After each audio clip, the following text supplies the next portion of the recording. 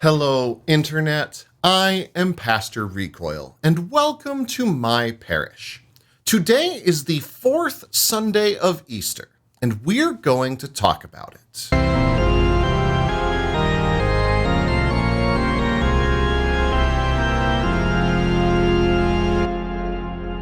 Welcome to Pastor Recoil's parish, where I talk about some things you may not have heard about in church, either because it's not quite appropriate for all audiences or it just isn't something that's easy to talk about in a sermon. The readings for the fourth Sunday of Easter are Acts 2:42 through 47, Psalm 23, 1 Peter 2:19 through 25, and John 10:1 through 10. We're going to talk today about how subversive the early church's life is to today's version of Christianity. Now, I could give some background fluff here, but I think it's easier if I just read how Luke describes what the early church did. They devoted themselves to the apostles' teaching and fellowship, to the breaking of bread and the prayers. Awe came upon everyone because many wonders and signs were being done through the apostles. All who believed were together and had all things in common. They would sell their possessions and goods and distribute the proceeds to all, as any had need.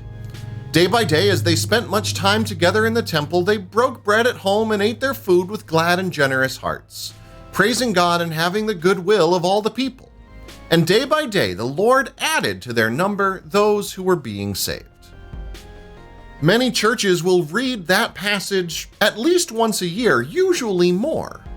And we hold this passage up as this great example of how wonderful it would be to live in the early church's time. But if that's true, why is it that if I suggested something similar to this to people in church from the pulpit, I would probably upset most of the room? See, if you haven't figured it out yet, Luke is describing a system that has all of the trigger words of much of Christianity in America, especially white Christianity in America. They have everything in common. That's communism. There's actually a passage in Acts chapter 4 that adds another detail that no one claimed private ownership of any possessions, but everything they owned was held in common. That's might actually be more communist than Marx. And when they sold things, they distributed the proceeds to whoever had a need. That sounds like welfare. They spent all their time singing songs together, praising God. That sounds lazy. Throw in a woke and a justice, and you've got bingo. It's amazing how often this perspective gets hand-waved away, though. The early church didn't practice communism because communism is godless. It's actually this other word that means the exact same thing but doesn't have all the baggage that I have associated with it that makes me uncomfortable. Or there's that was what God's people were called to back then, but now it's different. But when we do that, we actually miss what God is doing through God's people in the early church. But before I get to that, I wonder what the folk who steadfastly refuse to acknowledge this as communal living think that eternity is going to be like? Is it just supposed to be capitalism, but nice? Is it just life like we have right now, only we're the winners and everyone else is the loser? Actually, that might be exactly what they think it's going to be, but that's not the picture that we have from Scripture. It's not what the early church thought, and it doesn't seem to be what Luke is writing to us as he was describing the things that were happening.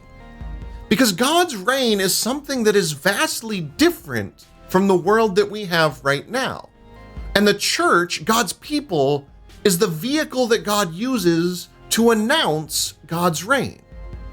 See, this sort of church would have been just as subversive to Rome as it is to our own culture.